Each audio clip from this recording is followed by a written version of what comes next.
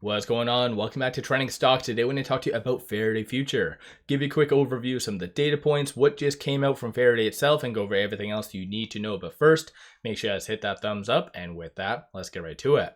So Faraday is down slightly, 0.34%, $1.41 the low, $1.65 the high, and even pre-market, $1.75 was the high. And all of that stems from what just came out after hours yesterday. So I want to go over that in a second, but as far as volume, a lot of volume. So 8.4 mil for that, 7.09 is the average.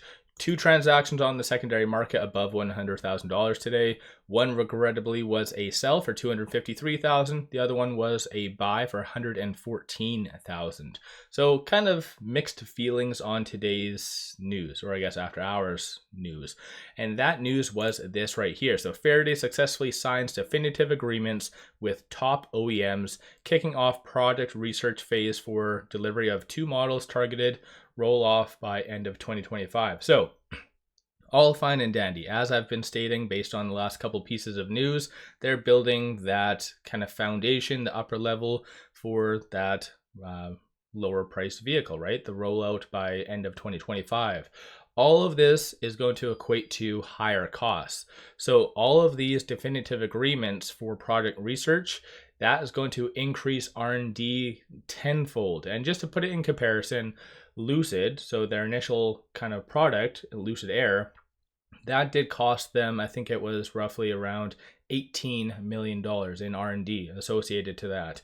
A couple other EVs cost them, I don't know, anywhere from around 7 to 10 million. So this is going to equate to more and more money. They do have high expectations though, because they do have the goal of becoming the Toyota of the AI EV era. So pretty bold statement, but like I said, I think just people do not trust this. So this is actually good news. It shows that they're moving in the right direction. I find it kind of comical, the fact that on the 12th, so after hours yesterday, now they are saying that they have definitive agreement, but the news that they put out the day prior, so on November the 11th, when they announced appointing Max as a global CEO of Faraday X. But here it talks on how Faraday and FX have established relationships with 4 Chinese OEMs. So it went very fast from relationships to definitive agreements. So it's kind of weird how they are doing everything. Honestly, everything that Faraday does is really weird. I think at the end of the day, though, they really should have just done all of this news, everything that they've been putting out, that should have been 2023, where they were trying to just fluff their stock price higher by saying, hey, I want to build shareholder value, I'm going to do this and this and this, which they didn't do any of that. It's kind of comical. And on a side note, they still haven't submitted those Form 4s. I keep saying that all the time. Those Form 4s where they did state that they bought some shares, I'll quickly go over that wherever that is. As you can kind of see, there's just been a lot of crappy news. But this one right here on October the 3rd, where they did state that they, both YT and Mateus did buy, no Form 4s have come out to validate these transactions. So yeah, I think still good news did come out today. If they were to take out those 2, the management, which probably are the scam artists of Faraday, but yeah, I think everything to do with Faraday from here on out is going to be just short-lived bursts higher. Nobody is going to actually buy Faraday for the long term, because if you think about it, just based on that injection of the UAE, which was 30 million, market cap right now is 18.2 million. So logically, even at the time when the whole UAE deal came out, I said, why don't they just buy them out? Like, it doesn't make sense. So I think just that UAE entity wanted to kind of take advantage of Faraday even more, and they are ultimately going to get their money through you, shareholders. So it's a very, very vicious cycle. And at the end of the day, indirectly, it is shareholders, retail shareholders, that pays for all of this debt. The convertible notes and the interest payments, all of that comes from retail. So I think Faraday is just poised to continue to trend down. And the market, if you think about it, is at all-time highs. So Faraday is just poised for a pullback. Just obviously in my last video, I did state, and I still am adamant about that, Faraday is going to do another reverse stock split Q1 2025. I've been 100% on point with all of my other predictions. As far as even before the second one or third one was announced, I was saying, hey, we're going to have this. This isn't going to be enough. You're going to need it. Well, a fourth one is coming. And some individuals in my comments said that based on previous prospectuses, Faraday can't do another reverse stock split up until I think like mid 2025. That is not accurate. As long as they have shareholder approval, they can do a reverse stock split. Given the circumstances though, they cannot be deficient with the NASDAQ. So if they break below $1 for 30 consecutive trading days, bye-bye. Form 25, they're off.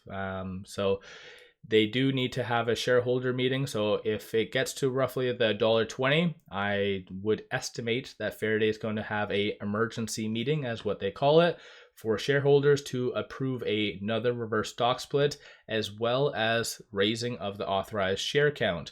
So that's something that they've done every single time, and they will continue to do every single time.